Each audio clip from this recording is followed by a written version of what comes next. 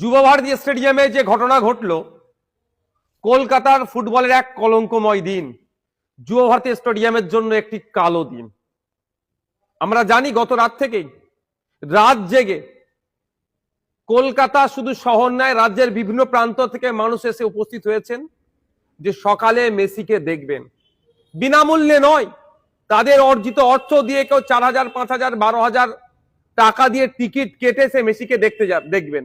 কিন্তু আমরা দেখলাম কি, দর্শকের আসনে যখন টিকিট কেটে সাধারণ মানুষ উপস্থিত হলেন, মেসি যখন মাঠে পৌঁছালো, দেখতে পাচ্ছি আমরা তাকে ঘিরে রেখেছে কারা? এই শাসক দলের নেতারা এবং তাদের আমচা চামচাগুলো। ফলে যে আশা নিয়ে রাত জেগে অপেক্ষা করছেন, যে আশা নিয়ে টিকিট কেটে মেসিকে দেখতে চাইছেন, সে আশা তারা ঠিক হলো না। ফলে বিশৃঙ্খলা হলো।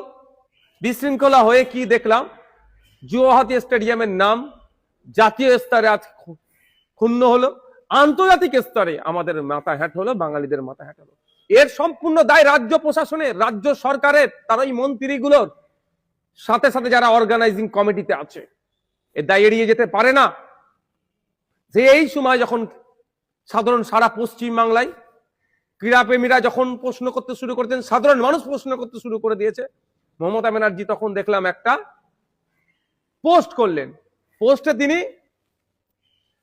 তিনি উল্লেখ করছেন যে ওই মেসির কাছে, তার স্পোর্টস লাভার্স এন্ড তার ফ্যান্সদের কাছে তিনি এই ঘটনা ঘটার জন্য তিনি দুঃখ প্রকাশ করছেন।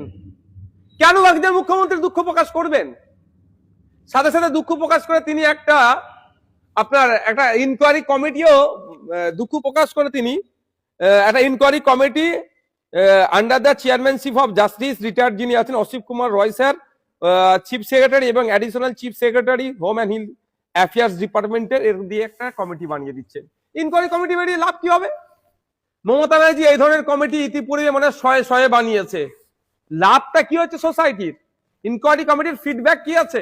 মমতা ব্যানার্জি এর মধ্যে কোনো ডিউরেশন পিরিয়ড উল্লেখ করে দেয়নি যে 15 দিনের মধ্যে ইনকোয়ারি কমিটি ইনকোয়ারি করবেন, করে এই যেগুলো যা আসবে ব্যবস্থা গ্রহণ করা হবে। শুধুমাত্র যে ক্ষোভ হয়েছে, ক্ষোভকে প্রশমিত করার জন্য তিনি একটা আইওয়াস করলো। আমরা ভুলে যাচ্ছি না, আনিসকে যখন খুন করেছিল তখন সারা রাজ্য উত্তর, তখন ইনকোয়ারি কমিটি, অনেক ইনকোয়ারি কমিটির গল্প শুনিয়েছে মমতা ব্যানার্জি। এটা দিয়ে হয় না, শাক দিয়ে মাছ ঢাকা যায় না মমতা ব্যানার্জি মহাশয়া। আপনার দলের এমএলএ গুলো, আপনার দলের মন্ত্রীদের জন্য বিশৃঙ্খলা হয়েছে, আপনার দলের নেতাদের জন্য বিশৃঙ্খলা হয়েছে। যখন এটা চরম আকার ধারণ করছে, মানুষ, সারা বাংলার মানুষ যখন এখন প্রশ্ন করছে, আমরা দেখলাম কি যে অর্গানাইজিং কমিটির যিনি মূল হোতাকে গ্রেফতার করেছেন, দত্তবাবুকে। আমি আপনাকে চ্যালেঞ্জ করছি, আপনার যদি সৎ সাহস থাকে, এই হটস্পট, এই ইনসিডেন্ট, এই বিশৃঙ্খলা, এই ক্ষয়ক্ষতি যা হয়েছে, যেমন অর্গানাইজিং কমিটি দায়ী, সাথে সাথে আপনার দলের নেতা মন্ত্রীরাও দায়ী। তাহলে পারবেন আপনি বিশ্বাসবাবুকে গ্রেফতার করতে, পারবেন আপনি বসুবাবুকে গ্রেফতার করতে, আপনার দলের ওই সমস্ত নেতাদেরকে যারা মেসিকে ঘিরে রেখে দিয়েছিল।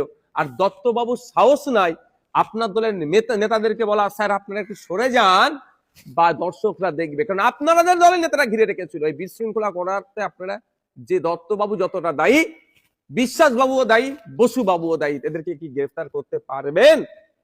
আপনি এই গ্রেফতারটা সাপের মুখেও চুমু হলো, ব্যাঙের মুখেও চুমু হলো। যখন বাঙালি মননে ক্ষোভের বহিঃপ্রকাশ হচ্ছে, দেখতে পাচ্ছেন, আপনি বুঝতে পারছেন, সেই সময় গ্রেফতার করে একটু ক্ষোভকে একটু প্রশমিত করতে চাইছেন। আর এই অরূপ বিশ্বাস, সুজিত বসুদেরকে আপনি